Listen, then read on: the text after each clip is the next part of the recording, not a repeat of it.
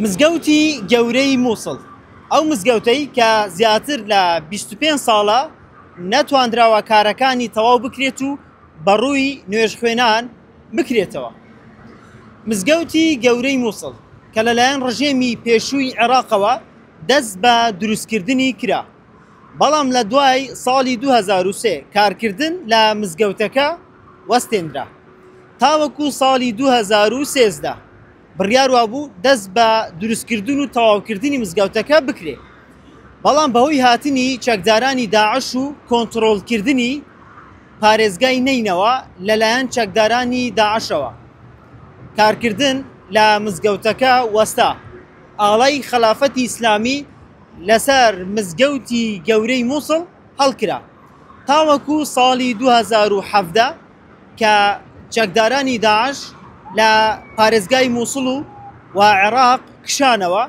ئەمە شوای کرد کە لە ساڵی 2020 دیوانی وەقفی سونی بڕیار بدا لەسەر خەرجی خۆی بە بڕی 20 ملیۆن دۆلار دەست بە دروستکردنەوە و تەواوکردنی مزگەوتی گەورەی مووسڵ بکرێ.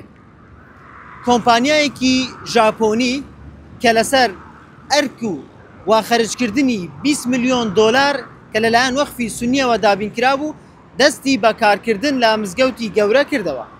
تاوەکو ئێستاش کارکردن لە ناو مزگەوتەکە بەردەوامی هەیە. بە تەواوبوونی ئەو مزگەوتەی کە لە دوای منەوە دەیبینین کە مزگەوتی گەورەی مووسڵە زیاتر لە 5,000 نوێژ خوێن دەتوانن لە یەک کاتدا لە ناو مزگەوتەکەدا پەرستنی خۆیان ئەنجام بدەن. مزگەوتی گەورەی مووسڵ ئەو مزگەوتە کە بە ڕەمزی مووسڵ ناسراوە. هەر گەشتیارێک بێوێت بێتە ناو مووسڵ سەرەتا سەردانێکی ئەو مزگەوتەکە دەکا بۆ ئەوەی جوانی مووسڵ لە مزگەوتەکەدا ببینێت. بەرزایی منارەکانی ئەو مزگەوتە بە پلەی یەکەم دێن لەسەر ئاستی عێراق لە ڕووی بەرزیدا.